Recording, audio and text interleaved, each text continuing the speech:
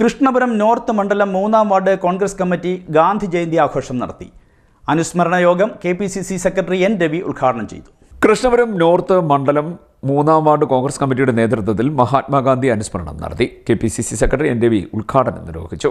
ഇസ്രയേലിന്റെ ക്രൂരമായ ആക്രമണത്തിനിരയായി മരണപ്പെട്ട കുട്ടികളടക്കമുള്ള ഏതാണ്ട് 66,000-ത്തിലധികം ആളുകളാണ് ആ യുദ്ധത്തിൽ ഹമാസിലെയും പലസ്തീനിലെയുമായ പാവപ്പെട്ട ജനങ്ങൾ മരണപ്പെട്ടത്.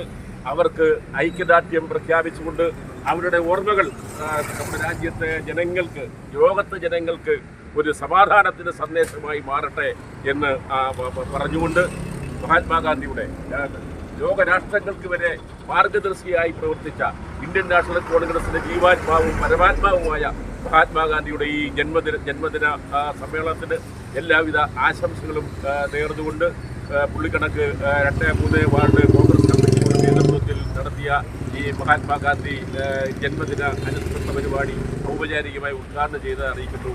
K. Nasar, KV Rajikumar, Y. Haris, K. ഹബീബുള്ള, K. നിസാർ, റസീന ബദർ, ശൈലേഷ് KV, ബിജു, വിഷ്ണു കൊച്ചുചെറുകൻ, അസീസ്, സോമൻ, ശക്തൻ തമ്പി, കുട്ടി എന്നിവർ സംസാരിച്ചു. CDNet news, Kayamkulam.